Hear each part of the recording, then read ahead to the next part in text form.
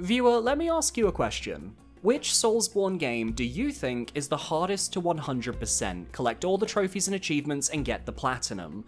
This is a question that I have been asked for years, and now I think I can finally answer. We'll be going from the easiest platinum in the FromSoft Soulsborne series all the way to the hardest platinum, and I'll showcase specific trophies that caused me a lot of struggle when I did these runs a few years ago. Also keep in mind, difficulty in terms of the platinum is less about the games being hard as nails, and more about how tough it is to plan and do everything needed to get the platinum. It's not the usual difficulty metric. I'm Billy S, and let's start off with... At number 8, we have Elden Ring Night Rain, which I consider to be the easiest 100% in the series. There are 37 trophies to obtain, but a majority of them don't require you to go out of your way.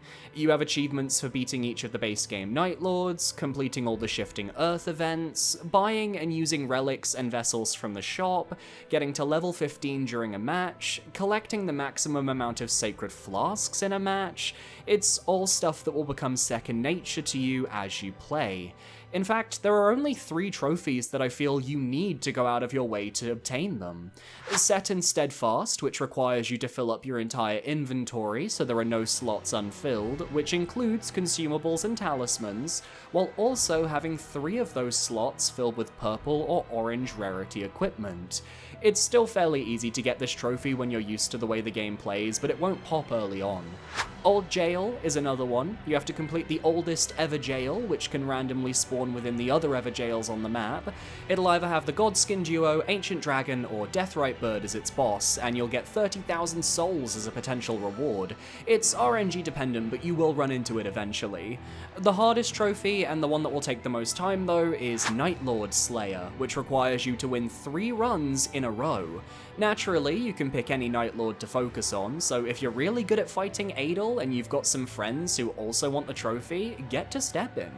Though the final trophy that popped for my playthrough was actually a Champion's Path, where you have to win a run with all 8 Nightfarers, and the only reason it didn't pop sooner was because I hadn't branched out to try every character at that point.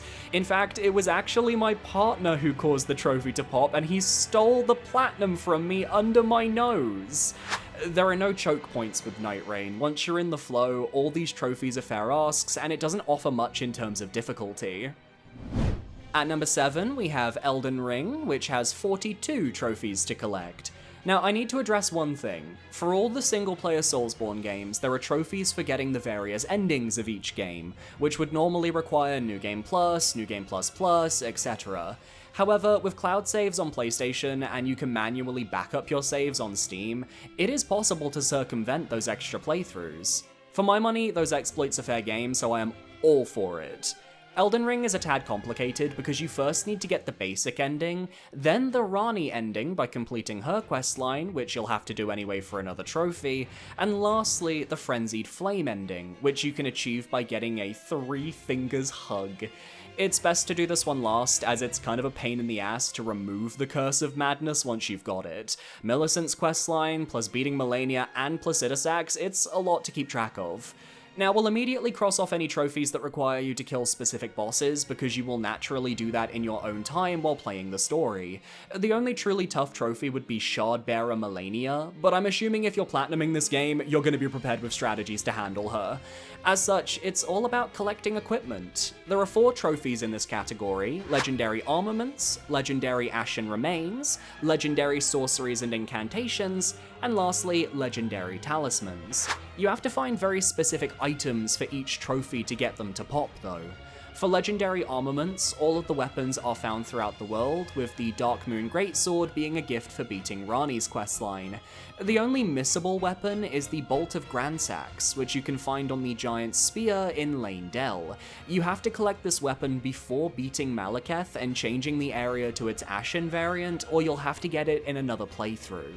For Legendary Ashen Remains, most of them are found in various dungeons and catacombs. The toughest for me was actually Cleanrot Knight Finley, who was found in Elphael, Brace of the Halig Tree, in a chest you might easily miss on a first pass. Not difficult to collect, but if you don't know she's there, you're just not gonna find her. For legendary sorceries and incantations, one of them requires you to progress Selen's questline and enter Celia Hideaway. She gives you a key to unlock a barrier leading to a sorcerer who will give you the Stars of Ruin spell. I also remember that Elden Stars took me forever to find, even though it's just in a cave in Deeproot Depths. And legendary talismans. There are a handful you'll want to find. Most of them are in legacy dungeons, aside from Radagon's Source Seal in Fort Faroth, and the Godfrey icon in the Golden Lineage Everjail. Elden Ring's trophies are very much like completing a checklist, and everything can be done on a regular New Game run with no need to hop into New Game Plus. It also helps that Shadow of the Erdtree did not bring any new trophies to the game, which probably would have bumped it upwards if they had, so you only have to worry about the base game going for that platinum. It brings the challenge down, and that's why it lands at number 7. At number 6, we have Bloodborne, which has 40 trophies to collect. This is another game with 3 distinct endings, but you can save scum them if you have PS Plus. Though honestly, running through Bloodborne in New Game Plus or Plus is actually really easy, especially when so many bosses are optional. Again, we'll put aside trophies for killing specific bosses, as the assumption is you'd be doing that anyway. You just have to make sure to kill Bloodstarved, Amygdala, and Ebrietus for their chalices so you can progress into the Chalice dungeons. Because if you want that platinum, you will have to complete the Chalice dungeons, as one of the trophies is for defeating Yharnam Thumerian Queen. She can only be found in the deepest depths, and while you're down there you should also collect a high-level blood gem just by exploring, which will pop the Blood Gem Master trophy. But this is still a tough challenge because you have to go through the Defiled Chalice, where you'll have half health the entire time. The Defiled Amygdala fight is one of the toughest in the series because you will likely get two-shot by everything it does, but if you can overcome the Defiled Chalice, the rest of the run is super simple.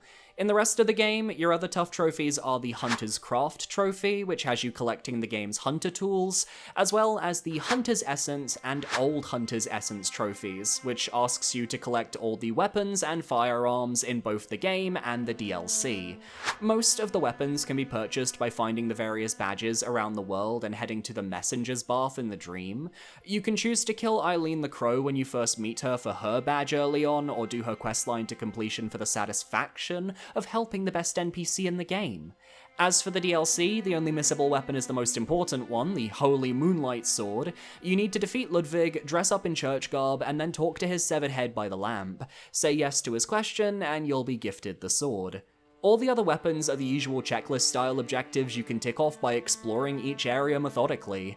The Chalice dungeons are what makes Bloodborne harder than the 2 Elden Rings, but even then, it's still one of the easiest platinums in the series.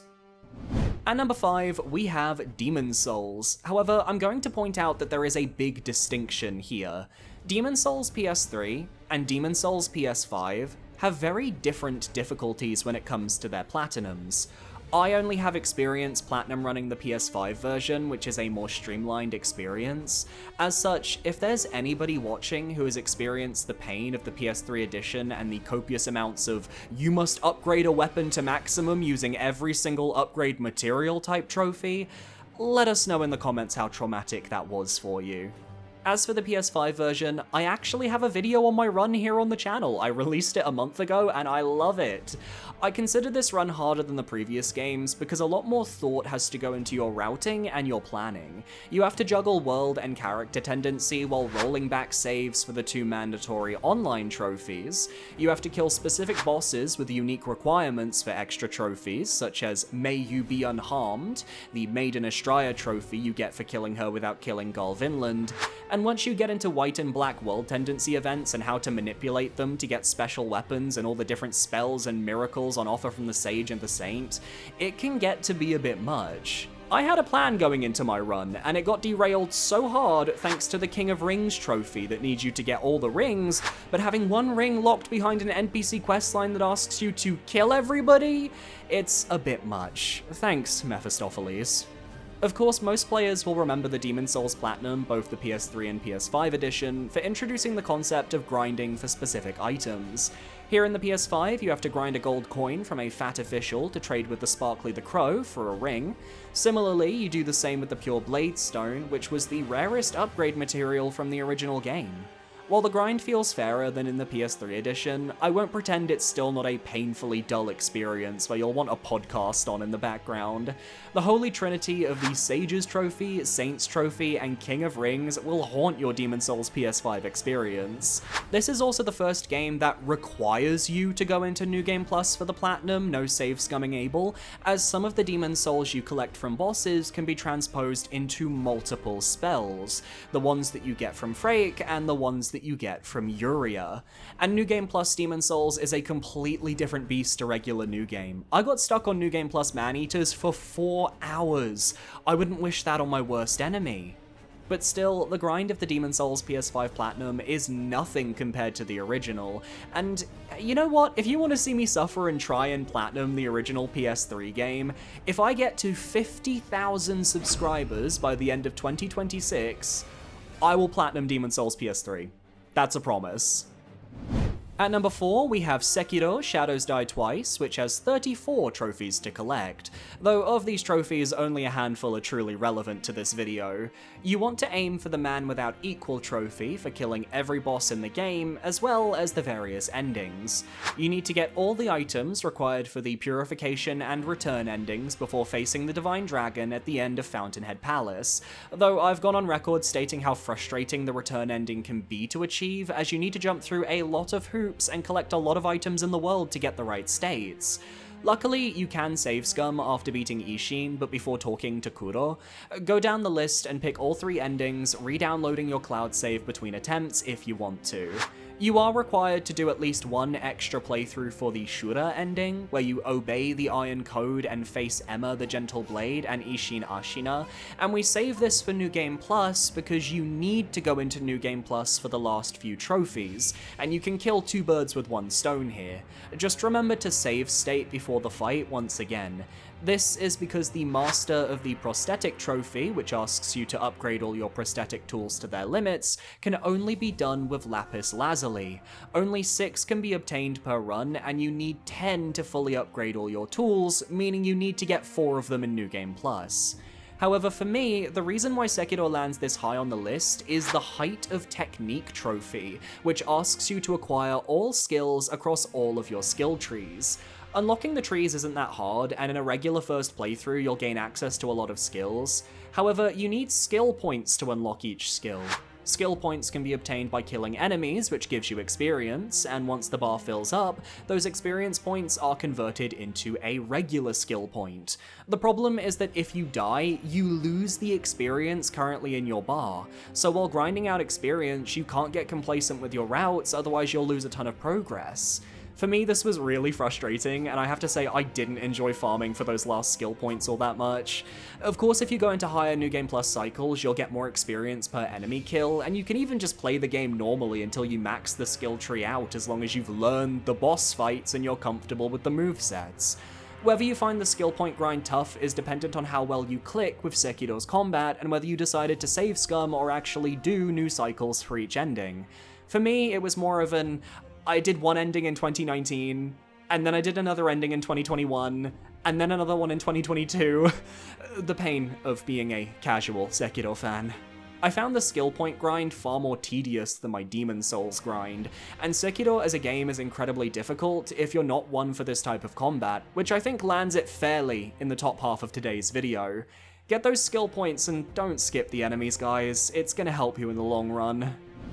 And so, our top 3 is the Dark Souls trilogy, where the grind for the platinum is truly at its worst. I actually platinumed all 3 of these games back when the servers were down due to hacking a few years ago, meaning when I did it, I had no online functionality. Offline Covenant item farming was my only choice! So be sure to parry that subscribe button, I really want to reach 40,000 and we're so close. Let's continue with... At number 3, we have Dark Souls 2, which has a total of 38 trophies to collect. Now, the funniest thing to me is that the difficulty of this platinum doesn't really come from the actual challenges presented by the trophies. There are a handful we'll get to, but the reality is, you're playing Dark Souls 2.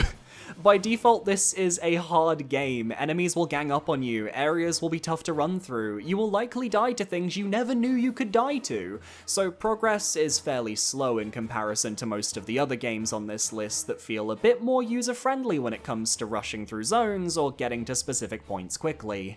You have to find and join all the covenants, that is important, as they all have an achievement tied to them. There are multiple NPCs whose questlines you need to complete. Lucatiel is one of the most important, as you need to summon and keep her alive for 3 different boss fights. She can appear for Flexile Sentry, Lost Sinner, Smelter Demon, and the Rotten. Benhart of Jugo also has the same requirement for his questline, but he can be summoned for the Prowling Magus, Looking Glass Knight, Giant Lord, and the Throne of Want bosses. I like that if you have bonfire ascetics though, you can reload those area bosses and resummon them if need be. There's also my favourite trophy in the series, which is getting all of the NPCs to come to Majula, which makes the place feel like a town. I just think this is a real feel-good trophy. You also need to max out a Covenant for the Selfless Giver trophy, but this works out really well as you need to complete the Dark Lurker questline for their soul, which has the benefit of maxing out the Pilgrims of the Dark Covenant at the same time. In New Game Plus, you need to re-kill the 4 Great Soul Holders for their new souls, which can be traded with Strayed for special spells, and in New Game Plus, you can go to Chancellor Welliger in Drangleic Castle to purchase a handful of spells to avoid Covenant farming, though that does mean getting to Drangleic Castle in New Game Plus, which was really brutal for me on my playthrough. And of course, we have 2 covenants that require farming to get a sorcery and a miracle. The Bellkeeper Covenant asks you to kill 30 invaders in the Belfry zones, which can be done by farming the Mad Warrior spawn at Belfry Sol. You have to do a lot of setup, despawning enemies nearby, and then spamming the Unveil miracle, which will move towards him if he's spawned in. But I'd rather do that than farm the Falconer camp atop Brightstone Cove Seldora for 30 sunlight medals! When I think about the Dark Souls 2 Platinum, this is what I remember, putting on all my farming gear and praying to God that the sunlight medals would drop, only to get killed by the giant pigs that spawn in the camp constantly while trying to kill the falconers. It was an awful experience. I really wish the servers were working back when I did this. It's so messed up that Welliger sells a handful of Covenant exclusive rewards, but not these last 2. Still, at least outside that, the rest of the run goes pretty smoothly, and there are some great guides online that can get you through it. At number 2, we have Dark Souls 1, which has 41 trophies to collect. As per usual, we'll write off the trophies you obtain by naturally playing the game, so all the boss trophies, as well as stuff like Lord Vessel, Rite of Kindling, Art of Abyss Walking, the progression ones. The only trophies you might easily miss out on a first playthrough are covenants, such as the Dark Wraiths, which requires you to reach the 4 kings before placing the Lord Vessel, which will allow you to talk to Karth once you defeat them. I'd also say Blade of the Darkmoon and Gravelord Servants are pretty hidden if you don't know the tricks to reach and unlock them. The real challenges of this run, though, come from the Covenant farming you'll need to do to unlock all Pyromancies and Miracles. For Pyromancies, you need to reach rank +2 in the Chaos Servant Covenant by offering 30 Humanity, which most people do to save Solaire and get into Izalith anyway. More importantly, though, you need to befriend Quilana to get her stock, and you'll need to get infected with eggs to purchase poison and toxic mist from Ainyi. I don't know if I said that name right. I remember that part being a little annoying. It's the miracles where Covenant farming becomes more important. You have to join the Gravelord Servants, the Blade of the Darkmoon, and the Warriors of Sunlight Covenant, getting 10 of each of their respective offerings. The Eyes of Death for the Gravelord Servants are the easiest, as you can collect 3 in the Catacombs, 3 in the Tomb of the Giants, and 3 purchased from patches, so you only need to farm basilisks for 1 eye.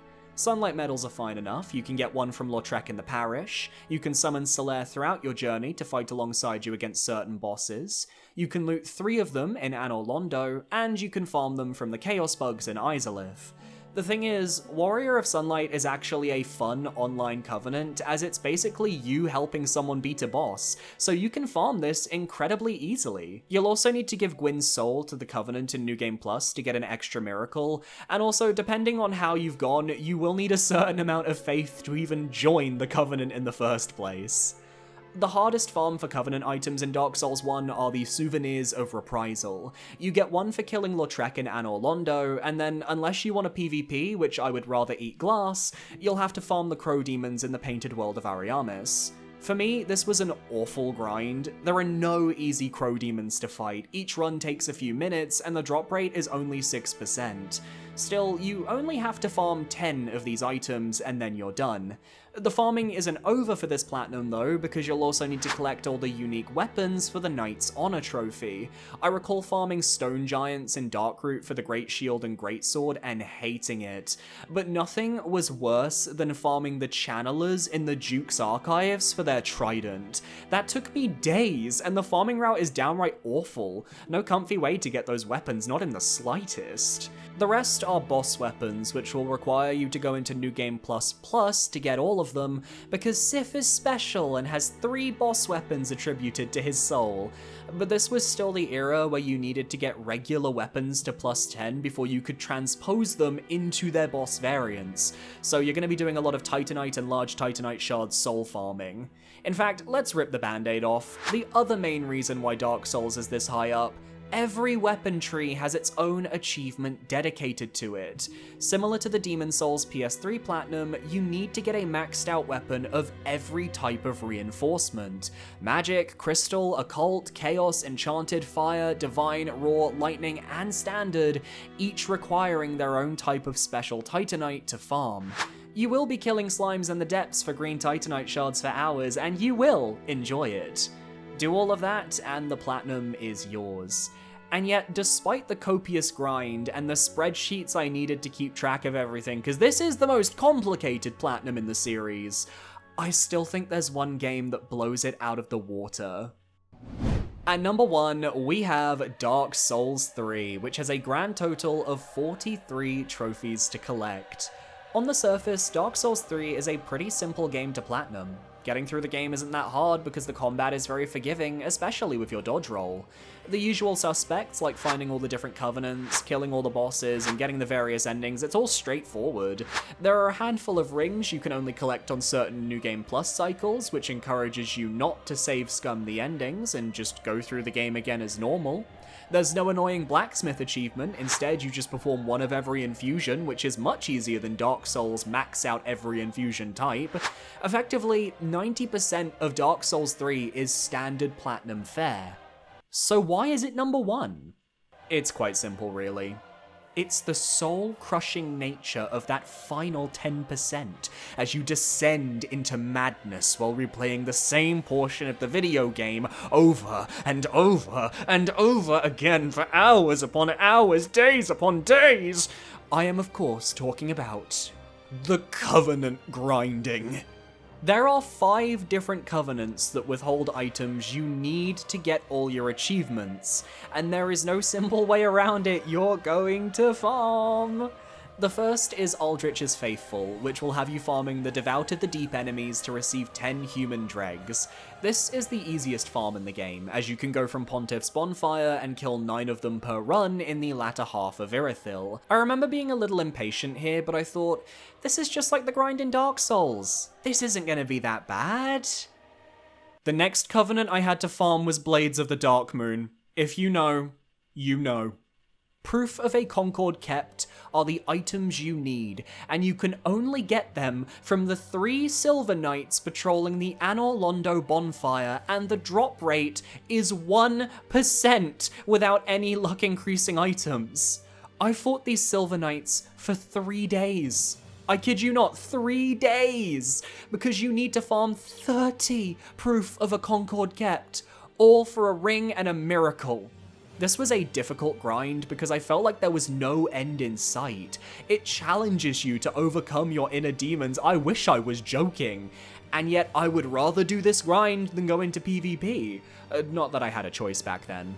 Then we move on to the Warriors of Sunlight, another 30 Sunlight medals needed, where we have to farm the Lothric Knights at the start of Lothric Castle.